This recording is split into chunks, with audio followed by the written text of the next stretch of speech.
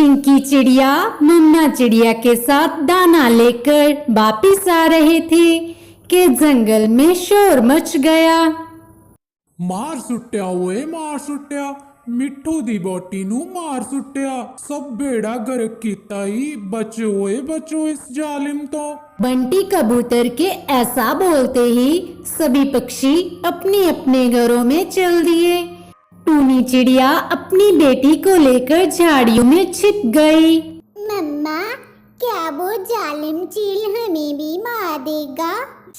चुप हो जाओ मेरी प्यारी बच्ची, मैं घर जाकर तुम्हें सब बताऊंगी। घर चलकर बात करेंगे हम। थोड़ी ही देर बाद सब शांत हो जाता है और जालिम चील हरी तोती को उठाकर पहाड़ों की ओर चली गई। यह देखकर हरी तोती का छोटा सा बेटा रो रहा था। उधर मम्मा चिड़िया और चिंकी चिड़िया अपने घर में पहुंच जाते हैं। चिंकी बेटा, डरो मत, हम पक्षियों की लाइफ तो ऐसी ही होती है। क्या पता कब कोई ताकतवर कमजोर को मार दे। मगर मम्मा, क्या सभी कमजोर मिलकर ताकतवर का मुकाबला नहीं कर सकते क्या? हाँ चिंकी बेटा, मगर कमजोर इकट्ठे हो तब ना। यहाँ जिस पर मुसीबत होती है बस वही जानता है। लेकिन मम्मा, हमें कुछ तो करना ही होगा ना। हम उस जालिम चील को मार कर ही रहेंगे ताकि छोटे मिठू की तरह वो किसी और की मम्मा को खा ना सके। हमें उसे मारना ही होगा। हाँ प्यारी बच्ची, मैं समझती हूँ। जरा अब सो जाओ।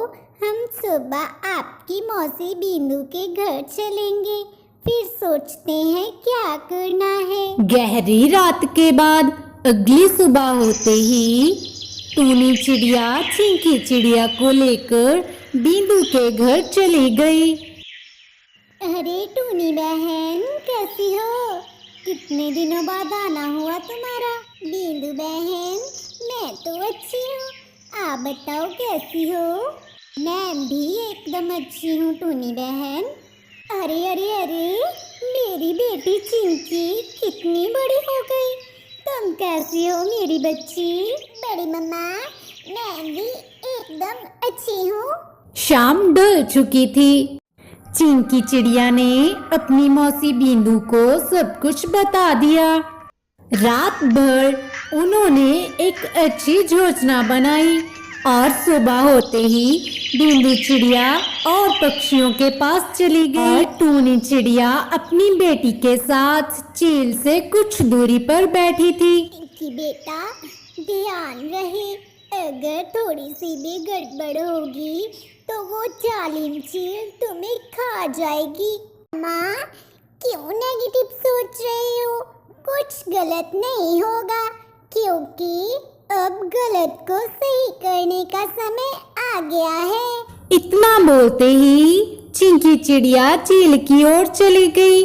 उसके तुरंत बाद वहां पर बींदू चिड़िया आ गई। टूनी चिड़िया बहुत उदास थी। टूनी को उदास देखकर बींदू चिड़िया बोली, टूनी बहन, मैं समझ सकती हूँ आप इस समय क्या सोच रहे हो, लेकिन तुम इतने मायूस मत हो बहन। अपनी बेटी और अपनी बहन पर विश्वास रखो बहन।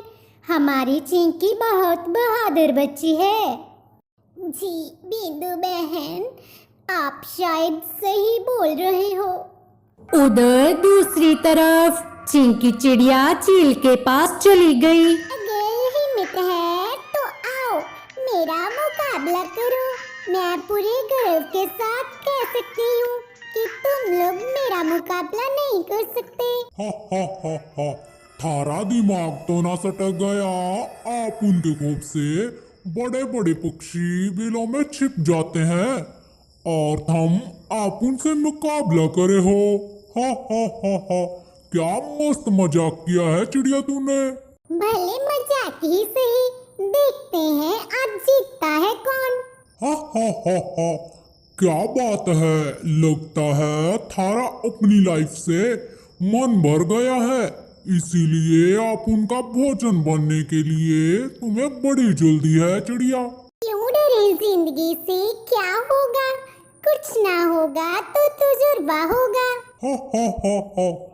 क्या बोला तूने नन्ही चिड़िया? क्यों डरे, जिंदगी में क्या होगा?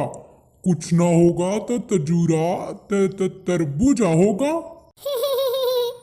चीलंटी जरा पीछे देखो, पीछे भूत अंकल आए हैं। जैसे ही चील पीछे मुड़ी तो चीकी ने मिर्ची उठाई और चील की आंखों में डाल दी।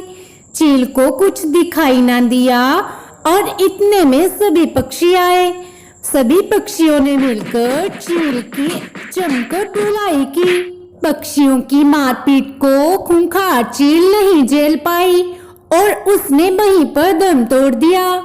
प्यारी बच्ची, तूने तो असंभव को भी संभव कर दिखाया। इतने बड़ी चील को इतनी आसानी से मार दिखाया। जंगल में अब सभी पक्षी बहुत खुश थे। वो चिंकी चिड़िया के लिए क्लैपिंग करने लगे क्योंकि सभी पक्षी चिंकी की बहादुरी व बुद्धि पर बहुत खुश थे।